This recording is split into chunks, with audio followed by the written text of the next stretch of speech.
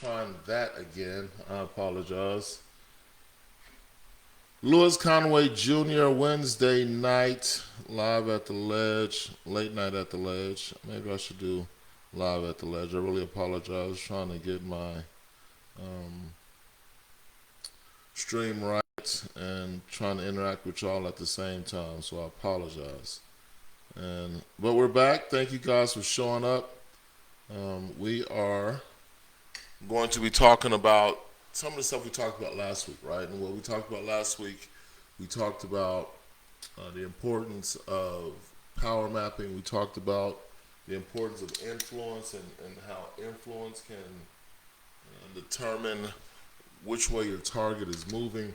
And so there's a story that, comes to mind. When I first moved to New York and I was riding the subway into work, the office is like kind of by Wall Street. And when you get to the financial district, there's a lot of food carts. And those food carts, you really have to know what you're doing when you get to those food carts, because if you don't know what you're doing and you're wasting time, they really don't want to fool with you. So what I really wanted was a turkey, sausage, scrambled egg, and cheese on a roll. That's what I really wanted.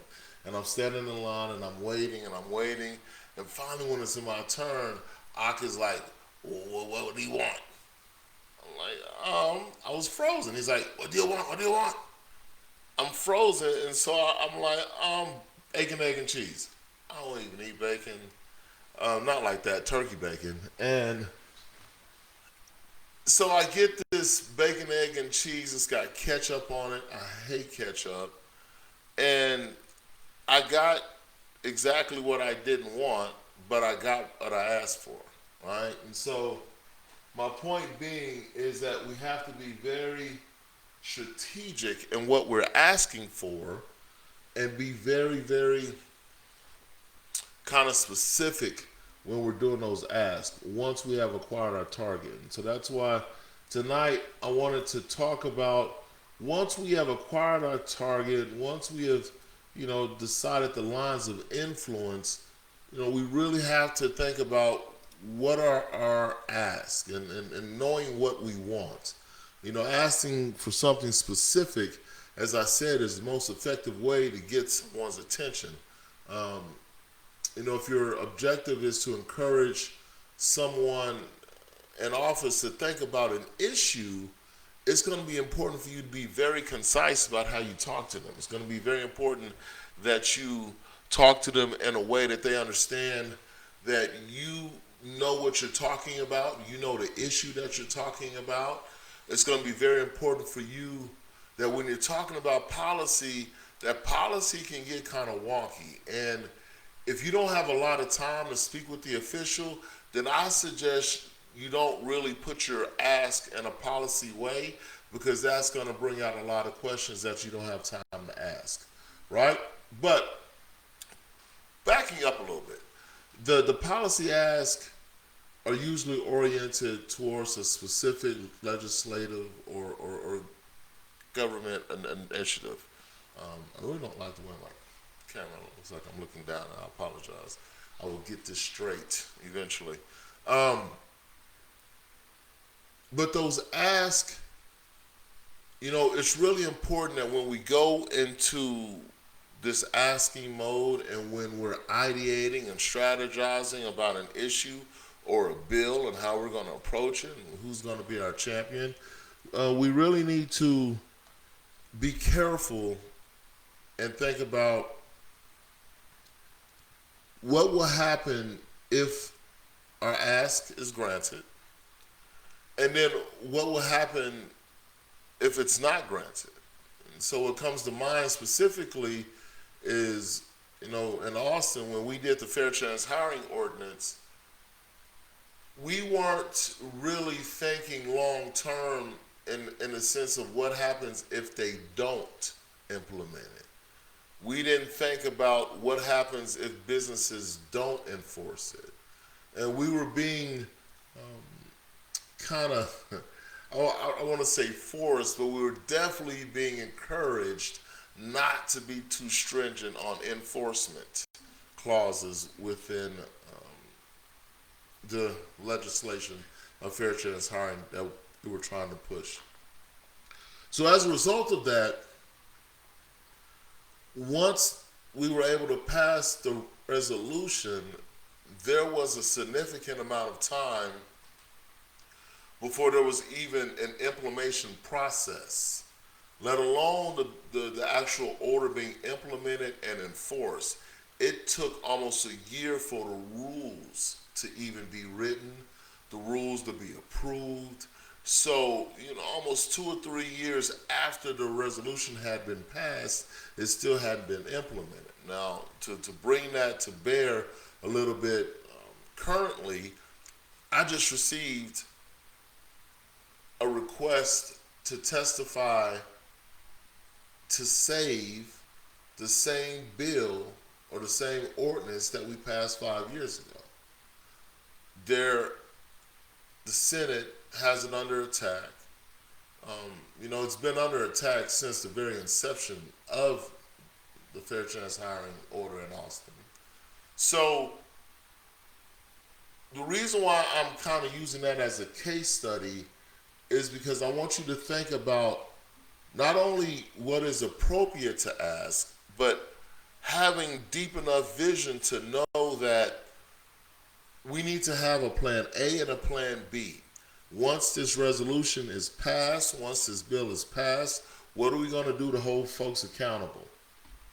Derek Lewis, I appreciate you showing up. I apologize for missing you. I see you now. You may want to ask officials to introduce or vote for a bill, co-sponsor a bill. You may want to ask them to send a letter to an agency about a specific concern or sign on to a letter that's drafted by another lawmaker. You may want to ask them to send a letter to another member of the legislature that's in an influential position, a committee chairman. Perhaps, if you're trying to pass some criminal justice stuff, you want some folks on the judiciary committees that have influence, and you may want your champion to communicate with them your ask. So I'm going to focus on local and state legislation because federal legislation is its own beast, and most of us that are on the ground, we may be pushing for certain legislation, but really getting the attention and getting in the room to influence those folks is a little bit different than getting in the room and influence your city council member, your mayor, or your state senator. And just to be honest, those folks have the most impact on your life. Like, whether you get Biden's attention or not, that's really not going to have an impact on the amount of taxes that you're paying for your school. It's not going to determine the amount of health care that's available for folks who can't afford it, at least not on a local basis, right? You're still going to have to go through a protracted process. So my point is, local politics, state politics have a lot of impact on your life. All right, so let's get moving.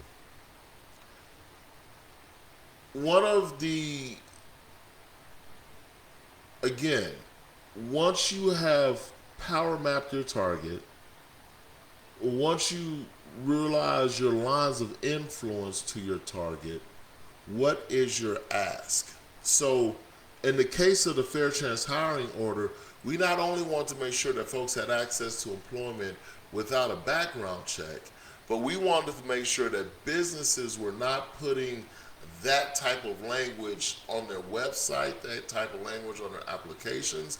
But we also wanted to make sure it not only applied to businesses, but any corporation that did business in Austin. Now, we didn't really think about the implementation phase of it because we were trying to pass it. And that's what I want to tell you, is that when you make the ask, think about the implementation of that ask. 6 years later, the Fair Chance Hiring Ordinance in Austin still isn't in effect. And you can look at some of the legislation that you helped pass and you can see where folks are dragging their feet. And what that means is when we are working out the strategy and we're working out the language of the bill or the language of the resolution, we have to be forward thinking. And that means we got to have folks who are most directly impacted by these resolutions, by these orders in the room early, not just when it's time to testify. When we begin as organizations to have this idea that we want to attack this policy, we need to bring folks in the community, folks who are going to be directly impacted. We need to have them at the table early and often, right? And we need to be in listening mode because folks are experts in their own conditions. And, the more we empower people to take control over the policies that impact their lives, if we can do for the least of us, we're doing the best for the rest of us, right? And so I'm not going to spend a lot of time with you tonight. I'm going to upload, share some links with you so you can get the case study that I was referring to, and then you can check out the video from last week, and I'll include a link again for the 2 slide decks I shared last week. All right? So if y'all have any questions, please drop them in the comments, drop them in the chat. If there's something that you feel like I should be talking about. And the reason why I'm not diving really deep into strategies and tactics is because in next week I may really just go basic, since I see folks ain't really showing up to see this. I'm going to go back to the basics, and we're going to talk about the legislative process. I may have jumped in too deep. I may have started talking about some stuff that folks really aren't ready for because people really don't even know the process. So, you know what? The next time we talk, we're going to talk about the actual legislative process.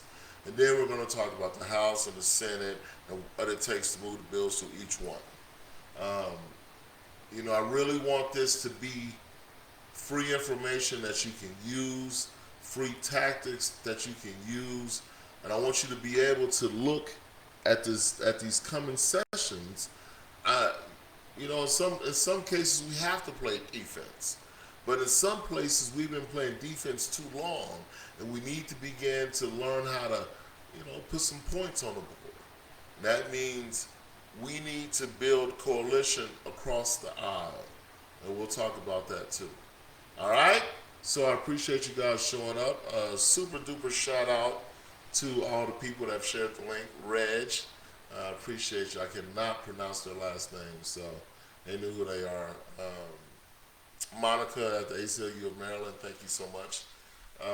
My wife, thank you so much for understanding and that I have to do this. Thank you for the folks who are tuning in, folks who are sharing this, even if you're not able to tune in live.